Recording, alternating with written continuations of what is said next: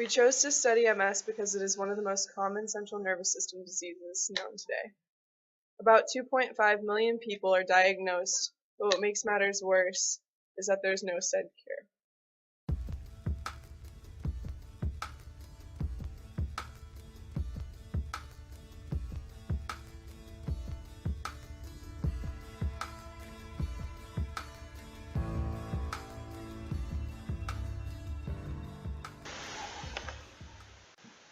MS attacks the nervous system severely.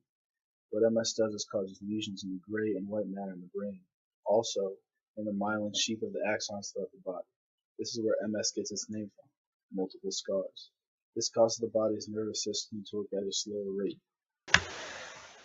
As one can see in this picture, we have a damaged nerve caused by multiple sclerosis and a normal nerve.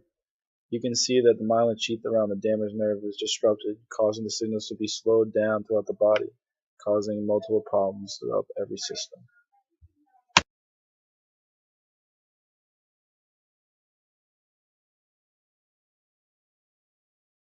My name is Jen Zubkis, and I'm an intensive care RN.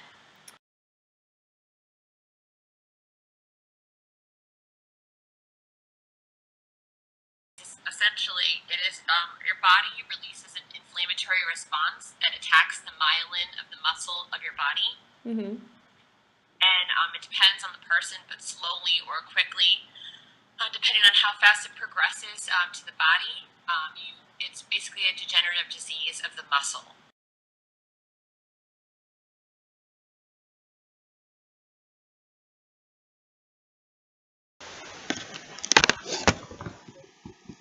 One of the most important systems that is affected is the muscular system. As a result of the myelin sheath being damaged, the conduction of action potential is disrupted, leading to impaired sensory perception and motor coordination. Repeated inflammatory events at myelinated sites cause scarring, and in time some function is permanently lost. This causes trouble walking, muscle weakness, and spasms. It affects vision, balance, strength, sensation, coordination, and bodily functions.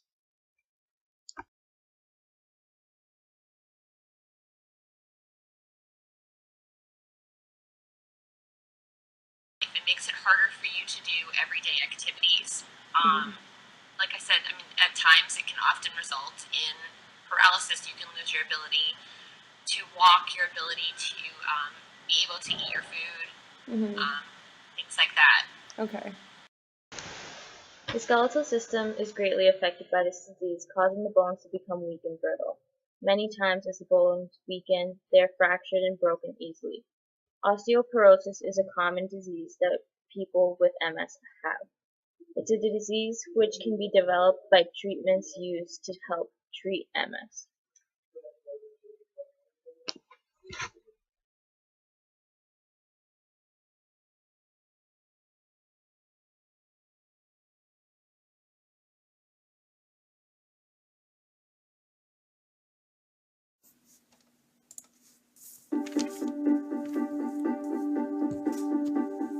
I threw some food in my mouth, my pharynx and let it down. My epiglottis blocked it, it went down my esophagus. It got to my stomach, not even done with its trip. Through my digestive tract, sphincter won't let it back. This heartburn's hurting, my stomach is churning. Now get ready to start learning. This is digestion, how food makes it from our taste buds to our anus. It's only natural, we all can do it. Eat our food and later through it. This is digestion.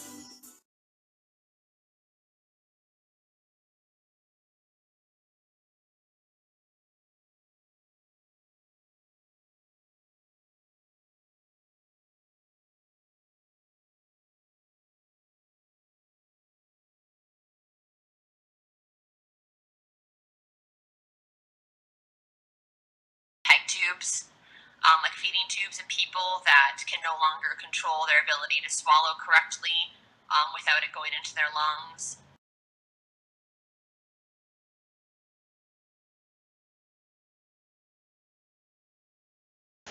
MS has a significant effect on bladder function. It can make it hard for a person to carry out daily activities without discomfort and lack of control. It tends to have an effect on the urinary system in over 80% of those with the disease, and bladder dysfunction happens when the MS lesions prevent transmission of nerve signals from the CNS to the bladder and urinary sphincters. This causes the bladder to become unstable and is not able to hold the normal amount of urine. It can also cause the bladder not to empty properly, which leads to a number of uncomfortable symptoms such as frequent urges of urination, hesitating in starting urination, nocturia, and inability to empty the bladder completely.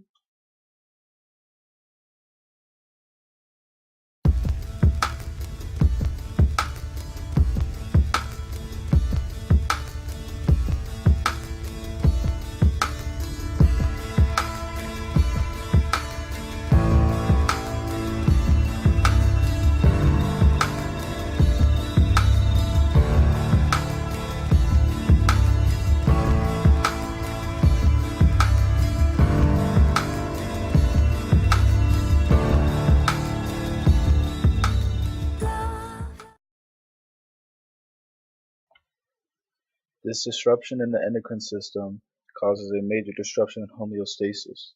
This disruption in homeostasis makes MS a more terrifying disease to live with.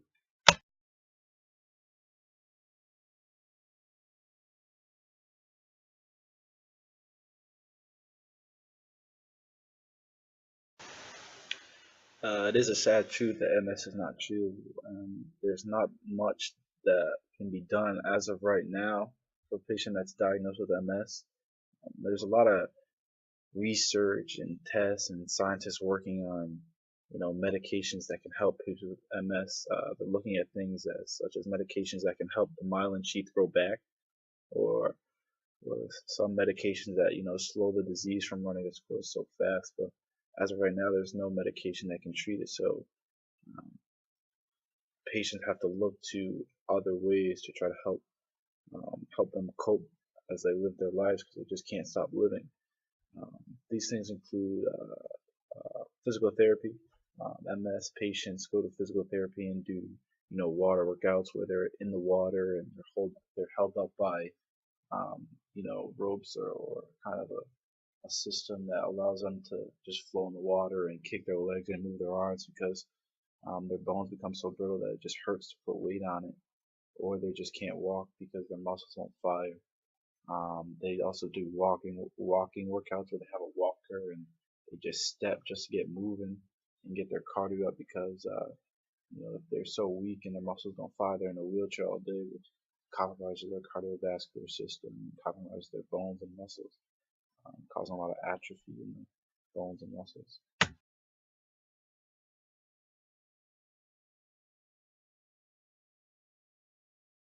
Emotional support is probably one of the most important things that MS patients can have. A lot of patients with MS are not born with MS. It's not something that you see a lot of babies having coming right out of the womb. I don't know the statistic, but I'm pretty sure it's really low. A lot of patients who are diagnosed with this disease happen to live into their 20s or even 30s, living normal lives and having no signs or symptoms of MS, and then they get to the middle of their life and they're diagnosed with this disease, and kind of destroys what they know. I know a guy back from my hometown who he was one of the most funniest, lively guys around. And he was 33 when he was diagnosed, and within 3 months, he went from this guy who was cracking jokes, running around, coaching youth league football, to a guy who's in a wheelchair, can't eat, can't move. He's losing muscle mass and becoming skinnier. He's just looking sicker, and you could tell that he's sad every day because he knows what his life used to be, and now he's living this life where a lot of what he used to know and used to do is just taken away from him, and it's sad to see. But as somebody part of his support group, he has 3 sons, and his doctors are there for him. He has a great family support, and you just have to be there for him. You can't be discouraged as watching this disease take over them, because they're it's taken a toll on them so great that it's already hard on their heart, so you have to be there for them.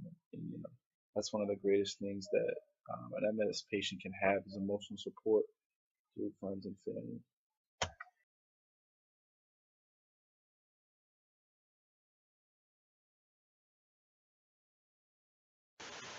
So in conclusion, me and my group members have learned a lot about this disease. As a group, we had a basic idea of what MS was, but nothing in depth as we have found here. Sad fact is that MS at this point, you know, there's nothing that can stop it. If you got it, you know, it's going to run its course and it's going to take over your body. So I think what me and my group members have taken away from this is that raising awareness for MS and MS patients is very important. And we've learned a lot, and I hope you did too. Thank you.